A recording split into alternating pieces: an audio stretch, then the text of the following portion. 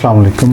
मेरा नाम डॉक्टर यावर सज्जाद है। मैं प्लास्टिक, एस्थेटिक और कॉस्मेटिक सर्जन हूँ। आपके फीडबैक को देखते हुए हमने आज का जो टॉपिक सेलेक्ट किया है वो है राइनोप्लास्टी, नोज जॉब या नोज रीशेपिंग। ये प्रोसीजर कैसे किया जाता है, इस प्रोसीजर से एसोसिएटेड कॉम्प्लिकेशंस क्या हैं, रिकवरी टाइम क्या है, कितना स्कार बनता है, कितना पेन होता है, कितने घंटे की सर्जरी है, कौन से कैंडिडेट सूटेबल कैंडिडेट है, ये सारे क्वेश्चंस हैं जिनका हम इस वीडियो में जवाब देंगे।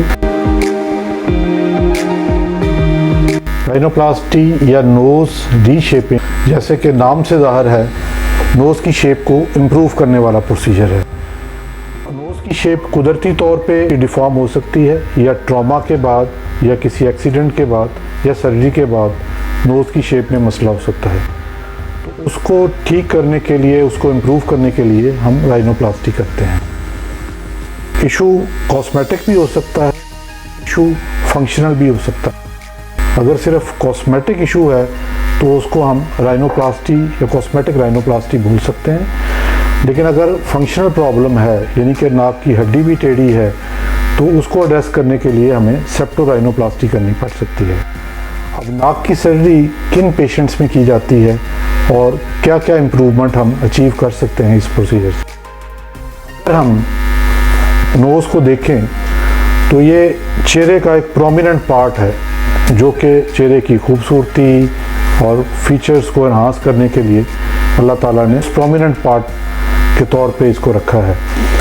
और अगर हम इसको इम्प्रूव कर दें तो चेहरे के खदोखाल में चेहरे की खूबसूरती को काफ़ी बढ़ाया जा सकता है। नोज़ शेप के क्या प्रॉब्लम हो सकते हैं। अब इसमें नाक को अगर हम देखें तो कुदरती तौर पे या एक्सीडेंट के बाद नाक की जो विड्थ है, चौड़ाई है, वो ज़्यादा हो सकती है, छोटा हो सकता है लेंथ में, या नोज़ लंबा हो सकता है। ये प्रॉब्लम हो सकते हैं। या ये अगर हम साइड से देखें तो नाक ऊपर को उठा हुआ है, इसको हम हम्प नोज़ कहते हैं, या बहुत ज़्यादा दबी हुई है जिसको हम सैडल नोज़ कह सकते हैं। ना सिर्फ इस बेस का प्रॉब्लम हो सकता है, यानी कि बेस या ये जो बोन्स हैं ये वाइड हो सकती हैं, बल्कि टिप और ये जो नॉस्ट्रल का एरिया है ये भी वाइड हो सकता है। इसमें हम टिप को इम्प्रूव कर सकते हैं, नॉस्ट्रल्स को इम्प्रूव कर सकते हैं। अगर नॉस्ट्रल्स में एसिमेट्री है तो हम उसको इम्प्रूव कर सकते हैं। अगर हम टिप को देखें तो बहुत सारी राइनोप्लास्टीज जो हैं वो टिप के लिए की जाती हैं। उसमें टिप की प्रोजेक्शन अच्छी नहीं है या ओवर प्रोजेक्टेड है, किसी भी तरीके से इसमें इम्प्रूव किया जा सकता है। इसके अलावा नॉस्ट्रल जो हैं इनको हम मॉडिफाई कर सकते हैं। तो ये सारे जो डिफरेंट इंडिकेशंस हैं, डिफरेंट पेशेंट्स डिफरेंट प्रॉब्लम्स के साथ प्रेजेंट करते हैं, तो इन सारे प्रॉब्लम्स को हम एड्रेस कर सकते हैं। नाक की सर्जरी की एक्सपेक्टेड आउटकम क्या है। सबसे ज़रूरी चीज़ ये है कि नाक की सर्जरी में हमें रियलिस्टिक एक्सपेक्टेशंस के साथ जाना चाहिए। अल्लाह ताला ने आपकी नोज़ को आपके चेहरे की एक नास्पत से एक ख़ास शेप में बनाया है। रियलिस्टिक एक्सपेक्टेशंस ये हैं, किसी पिक्चर को लेके या दूसरे के नोज़ को आपके चेहरे पर या आपके फीचर्स के साथ हम उसको मुकम्मल फिट नहीं कर सकते।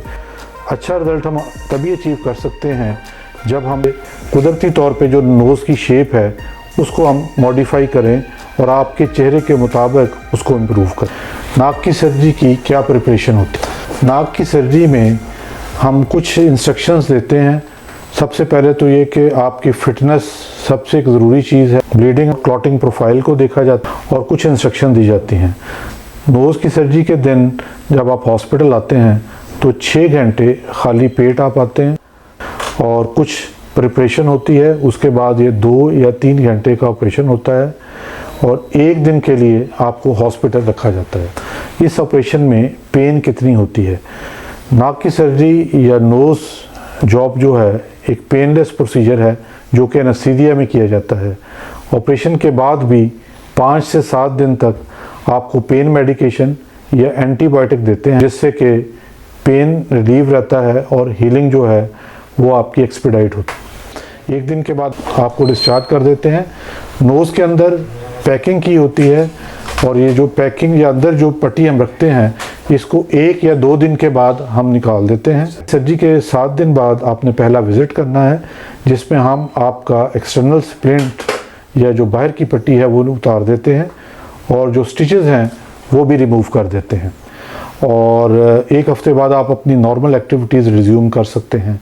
लेकिन एक्सरसाइज या जो स्टर्नस एक्टिविटी है वो 4 हफ्ते से लेके 6 हफ्ते तक आपको अवॉइड करनी होती है। नोज सर्जरी का स्कार आमतौर पे हिडन होता है, स्टिचेस जो है जो कि हिडन एरिया में होते हैं और इतना प्रोमिनेंट स्कार नहीं बनता। नाक की सर्जरी की क्या कॉम्प्लिकेशंस हैं?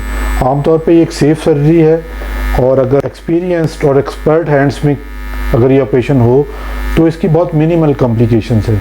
लेकिन अगर इससे एसोसिएटेड कॉम्प्लिकेशंस की बात करें तो स्वेलिंग हो सकती है, ब्रूजिंग हो सकती है। प्रॉब्लम्स एक टाइम पीरियड के बाद ठीक हो जाते हैं। ब्रूजिंग 8 से 10 दिन में या 2 हफ्ते में ठीक हो जाती है। स्वेलिंग 2 से 4 हफ्ते में ठीक हो जाती है।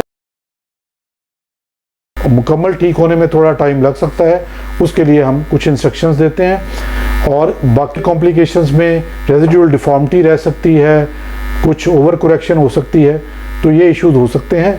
राइनोप्लास्टी का रिजल्ट हम कब तक अचीव कर सकते हैं? राइनोप्लास्टी का रिजल्ट अचीव करने के लिए हमें कुछ टाइम चाहिए होता है, लेकिन 4 से 6 हफ्ते में इसकी स्वेलिंग काफ़ी हद तक चली जाती है और आपको एक विजिबल चेंज फील होनी शुरू हो जाती है।